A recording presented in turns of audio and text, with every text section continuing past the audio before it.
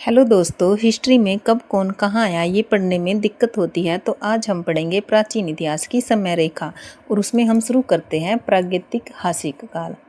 और इस काल में हम सबसे पहले पढ़ेंगे पुरापाषाण। और दोस्तों, अगर मैं पुरापाषाण काल की बात करूँ तो इसको हमने 3 युग में बांटा है। वो 3 युग कौन कौन से हैं? पहला है पुरापाषाण, दूसरा है मध्यपाषाण और तीसरा है नवपाषाण। इस युग में दोस्तों हमें पत्थर देखने को मिला। इसमें पत्थर के औजार का प्रयोग किया जाता था। और नेक्स्ट हम बात करें तो नेक्स्ट है ताम्र पाषाण युग। और इसमें हमें देखने को मिला पत्थर प्लस तांबा।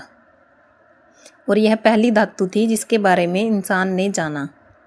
और नेक्स्ट हम बात करते हैं सिंधु घाटी सभ्यता, या इसे हड़प्पा या फिर इसे कांस्य युगीन सभ्यता भी कहा जा सकता।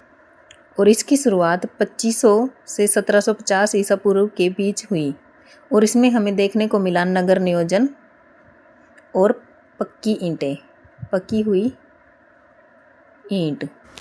और इसके बाद आया वैदिक काल। और वैदिक काल आया दोस्तों आर्यों के आगमन के साथ। और इसे हमने 2 भागों में बांटा, पूर्व वैदिक काल या फिर इसे हम ऋग्वैदिक काल भी कह सकते हैं। इसकी शुरुआत हुई 1500 से 1000 ईसा पूर्व। और नेक्स्ट उत्तर वैदिक काल, इसकी शुरुआत हुई 1000 ईसा पूर्व से 600 ईसा पूर्व। और इसमें हमें देखने को मिला ऋग्वेद। और उत्तर वैदिक काल को हम 3 भागों में बांट सकते हैं।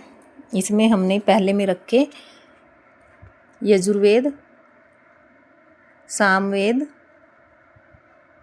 और अथर्ववेद। और नेक्स्ट पुराण, उपनिषद। और इसी काल में हमें देखने को मिला लोहा। और लोहे के साथ ही हुआ एक नए युग का आरंभ।